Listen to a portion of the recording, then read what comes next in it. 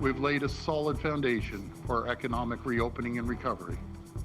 We have the framework, we have the workplace safety guidelines, we have the capacity in our healthcare system. Certain stores throughout the province have been given the green light to start opening up. This as stage 1 of reopening is unveiled. When I do feel like stressed out or distracted, I take a break, I breathe, or I talk to my parents. Stressful times for everyone, but especially for kids. To help, a local teacher brought in a mental health consultant to talk to students on how to cope.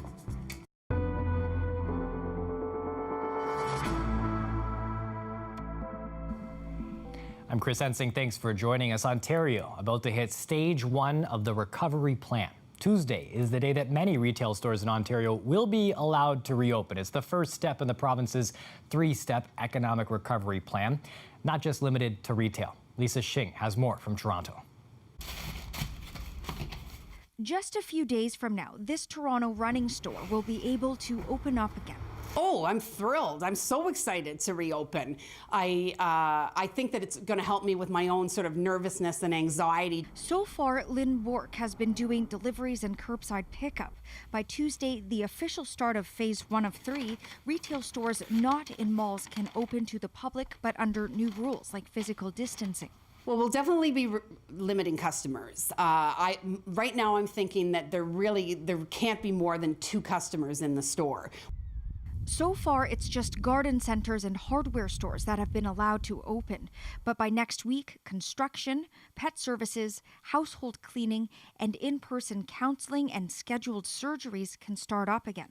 Seasonal businesses like golf courses, marinas, private campgrounds and parks, and animal boarding services can be open as early as Saturday. We have the framework, we have the workplace safety guidelines, we have the capacity in our healthcare system.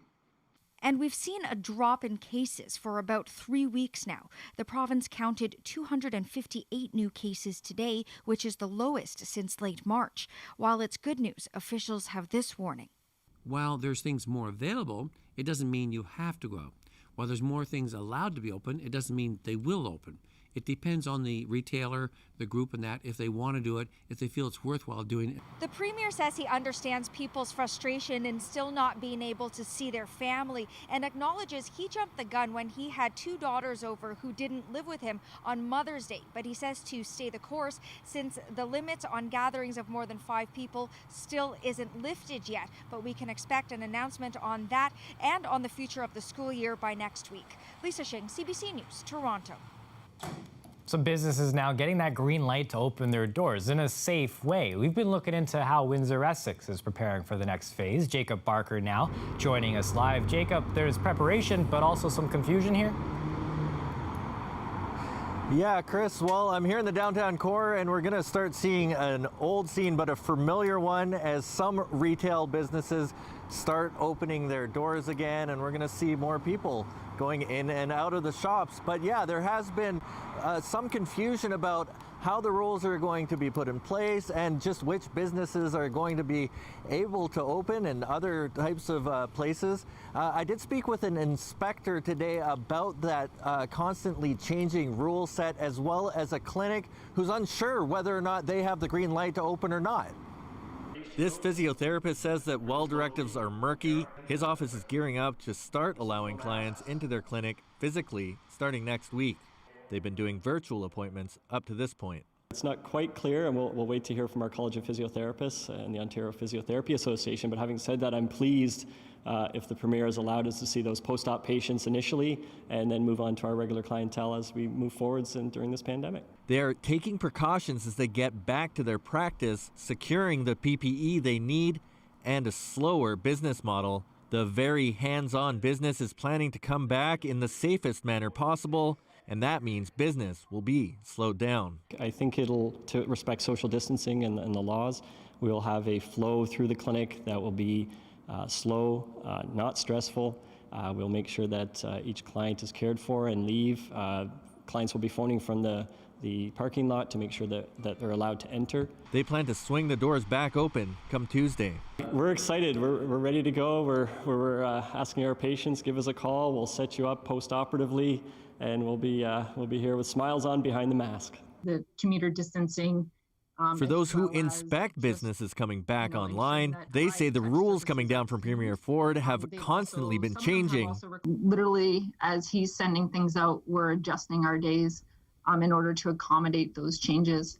So we are in the beginning, we were going hour by hour. Now we seem to be going half a day to a day and adjusting our days as we need. And whatever he states is, and however Windsor County wants us to do it from a health unit perspective, then that's the way that we will enforce it. The health unit says people and businesses are doing their best to comply, but sometimes they don't. We've been using a progressive approach. Obviously, we're providing the education for them. And we also contact 311, and their bylaw enforcement officers will go out there and deal with them accordingly. So Chris, as these businesses come back online, they're going to have to be making adjustments as they do so, finding new ways to run their business, such as putting physical distancing measures in place.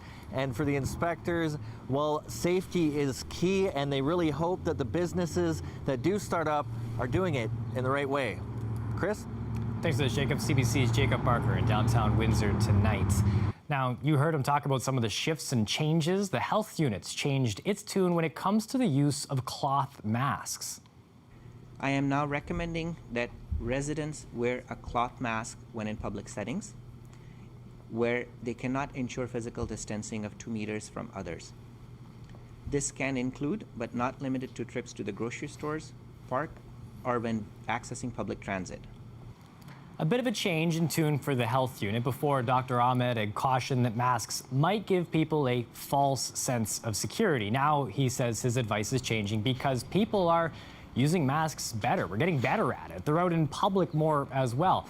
Here's what Windsorites are saying about that latest directive. Well, it saddens me to see how few people actually are wearing masks. I would be surprised if there was 20% of the people that are wearing masks. The first problem is now we want the mask, but we do not know where we can get it, and that is the problem that our every friend faces. I believe that it's necessary to take precautions. That's a good initiative. Basically, everyone should wear masks in public. Now, as some places in your neighborhood look to open up their doors, let's take a look at what Windsor Essex is dealing with case-wise for COVID-19. Take a look at this. Today is the first time that more than half of the people who have tested positive for COVID-19 in Windsor Essex have been listed as recovered by the health unit. 387 people now recovered after testing positive. Our health unit announcing 87 of those recoveries today. Now, as far as testing, some changes there as well. Ontario says anyone who has a symptom gets a test now. That's according to our health minister this morning. And this comes after it was announced that everyone living at long-term care or retirement homes in the Windsor-Essex area have been tested. The public health unit also said that they've tested 172 people who are homeless in Windsor-Essex, with 70% of the tests back. Now, of those tests, none of them have come back positive, but they're still waiting for results on some of those tests. An update now to the homicide investigation that we told you about yesterday. A 20-year-old Windsor man charged with 1 count of first-degree murder. He was located and arrested yesterday after police searched a number of vehicles and addresses. The investigation closed off several blocks in the downtown core after a man was found dead near City Hall Square. Another man also stabbed, but he's expected to survive. No other suspects are being looked for at this time. Police say they continue to investigate. Windsor truck driver Pratik Gupta traveled to India in February to attend his brother's wedding. He was supposed to board a plane to Detroit on March 23rd, but the pandemic changed everything for him. Now he's one of thousands that are stuck in India trying to make it back to Canada, and the fact that he's a permanent resident, not a Canadian citizen, is making it more difficult. When I was on my way to the airport, we were turned around. We were told that we can't go. because everything is being placed under lockdown and all the airport and everything is getting shut down. So I still have my parents and everybody here. I'm still lucky, but my first life priority would be coming back to Canada. And when I got to know that I can't go, then I just got shocked because of this. And then I came back and tried calling the airlines and everything. So I was told that because of this lockdown situation, we are into a total complete shutdown of all facilities. And so only the basic shops are open, like if you want to buy groceries or you want to buy medications or you don't go to the gas station for your vehicle or something like that. That's the only thing which is open. It's mandatory when you step out of the house, you have to have something on your face to cover your nose and mouth. So we got cops at every containment zones. So they're stopping people who's not wearing a mask or anything to cover their face. So the latest news which I've heard is they're beginning to get the staff in the airports ready for life post-corona. Like they're gonna make some markations on the airports for social distancing and instructing the airlines to try and get back their operations, get their staff together. So probably mid of next month is that what I think will be when the airlines are going to get their operations.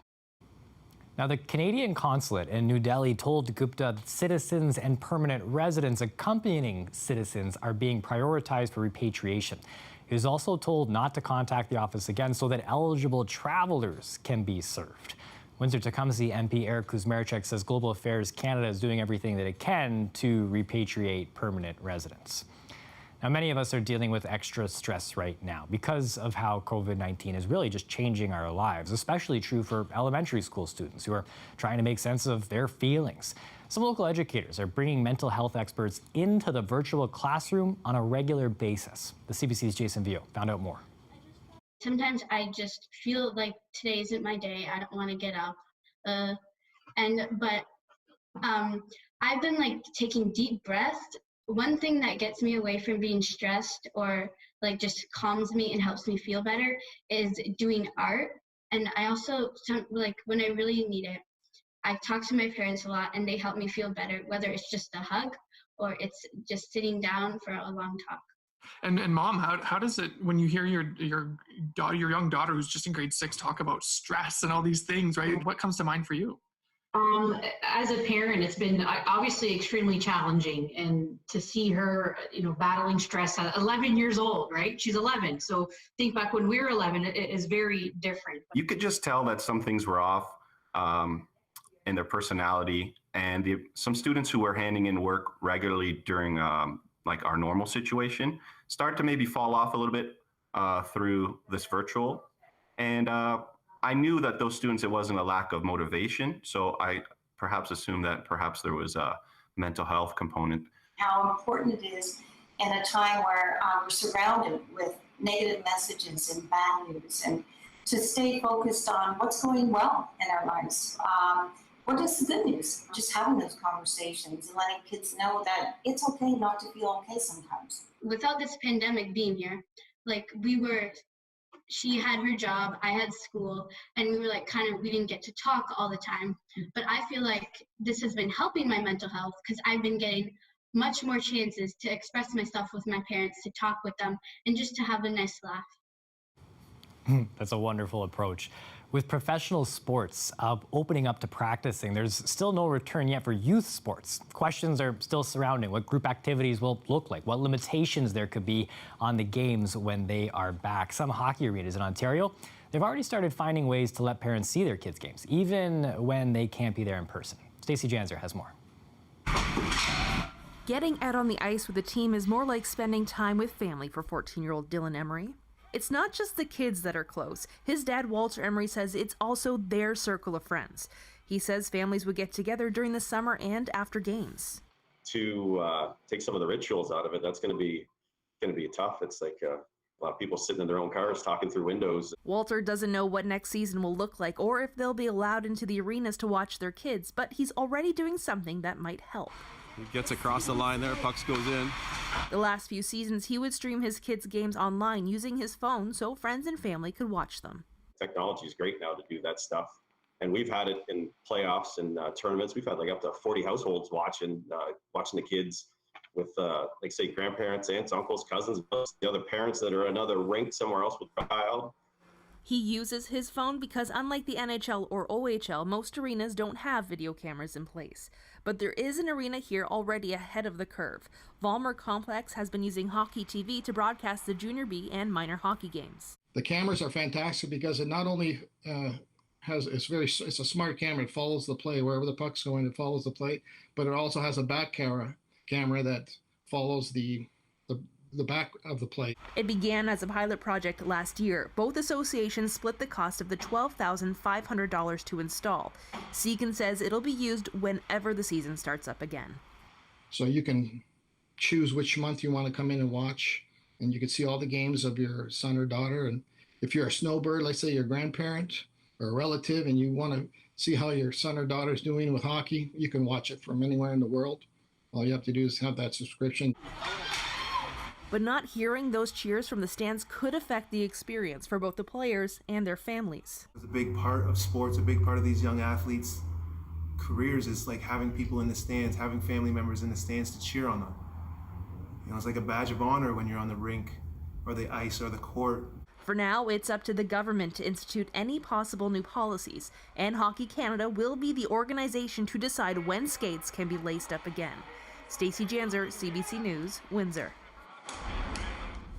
We've seen our fair share of flyovers this week, so take a look at this one. A paramotor, a paraglider, a person with a parachute and a motor on their back flying above the Detroit River. We caught this on our tower camera last night. You can see the landing right there, the parachute, but then watch what else arrives. That vehicle right there, it's a U.S. Customs and Border Protection officer. 3 of them arrived. No charges, no arrests. It turns out if you take off in America, land in America, that's okay, especially with all these border restrictions. We'll leave you here as we head to the forecast with these pretty pictures of what was a beautiful day yesterday and hear from Colette about what tomorrow looks like.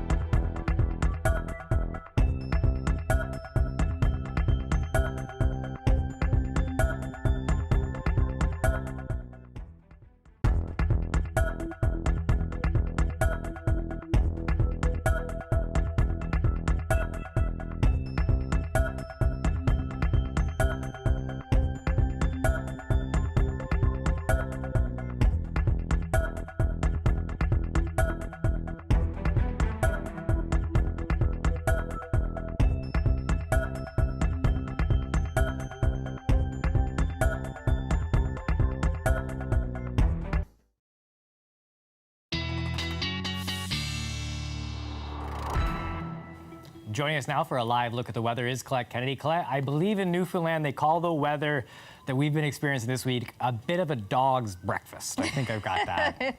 Yeah, you're right. And I absolutely love that phrase, actually. I use it for many things other than just the weather. But I wanted to tell you about something here too, Chris, this program, because so many parents not knowing what to do with their kids at home and how to entertain them. And you know how I love animals. So here's the tie-in. Therapy dogs right now can't really do their thing and interact with folks. Oh, yeah. Yeah, so there's this new program from Therapeutic Paws of Canada, and they're doing something called Story Time. So they will read a story, the handler, with their therapy dog beside them on screen. Aww. And the kids get to listen to the story, see the pictures, but also watch how the dog reacts to hearing a story. Or, okay, in some cases, maybe just kind of sits there relaxing, yawning, but... I do not eat green eggs and ham. I do not eat them. I do not like them, Sam I am. Say, in the dark? Here in the dark? Would you, could you, in the dark? Lucky that Nicole is reading to there, Chris, but it's really nice. There's all different stories, and in fact, they would like kids to write their own stories and send them in to them, and then they'll read those stories with the therapy dogs, so. That is awesome. Thanks for sharing that with us. I appreciate it. That's neat to see. Yeah, and it's a nationwide, Therapeutic Paws of Canada, nationwide nonprofit. If you're interested in some of these stories, you can find them on their YouTube page. Just look up Therapeutic Paws of Canada, and you can send the kids stories in if you can get them to write them. TPOC storytime@gmail.com. Okay, we got to get to the weather because I know there's a holiday weekend coming up and lots to talk about here. We do have some rain, heavier in the evening hours with some embedded thunderstorms. I know it's feeling kind of muggy, and then we get kind of some breaks in the precipitation, but still kind of breezy with some showers through Friday. Saturday's the best day still, it looks like, of our long weekend, although there'll be some cloud mixed in there. 16 degrees at the moment. I know it's been that kind of a day where their temperatures didn't exactly soar. There's some of the wettest weather to the south of us at the moment, as you can see on the radar, and some of the heaviest stuff there. So we're kind of into one of these breaks, and then we're going to see more moving in, especially through the day on Friday, kind of coming in at waves. Locally, some heavier amounts with some embedded thunderstorms at times. Saturday morning, though, yes, some cloud cover, then breaking up, so becoming kind of a mix of sun and cloud. And then, unfortunately, as we get towards Sunday and into Monday, we've got some wet conditions coming back in once again, but not the entire part of both those days will necessarily be nasty. Okay, your overnight lows very mild. Tomorrow, 19 to 20 degrees with those wet conditions. And just a quick look at the weekend. You know, the temperatures come down a little bit on Sunday, Monday, but you could just be inside with story time then, Chris. I think it's good for adults too. Exactly, something to do while we're staying in. Thanks, Colette. You're welcome. Coming up, we have a story about how the pandemic is affecting the Children's Aid Society out here in Windsor, Essex. That's next.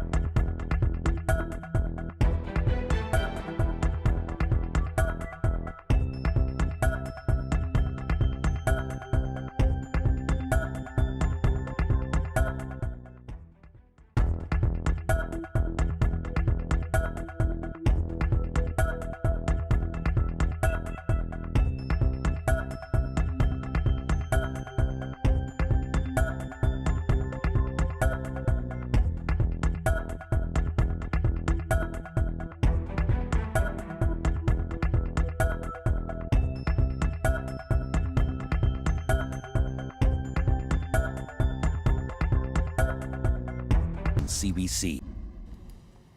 The COVID-19 pandemic is hampering the Children's Aid Society's efforts to recruit new foster parents. The physical distance measures that are in effect right now, they're making it difficult to do work that should be done in person. Now, here's some numbers of what they're dealing with. The CAS has had to send 35 to 42 children to foster homes across the province, some as far away as Ottawa, because they don't have enough homes here. As of right now, the CAS says that they need 25 to 50 new foster homes. No, certainly the recruitment of foster parents during the pandemic is obviously, certainly increased with respect to the difficulty, both from a recruitment perspective and then certainly through following through with doing the assessments of the home, assessments of the adult people, and getting them through the training through this time. So we're probably off, say 20 to 30% with respect to our ability to kind of recruit foster homes. Now, they have gotten more inquiries during the pandemic than they thought they would have. They're currently assessing 17 prospective parents, but they say that more are still needed. People from across the country were asked to help the CBC last month with a special project. Today, the results, something beautiful, musical, and very Canadian.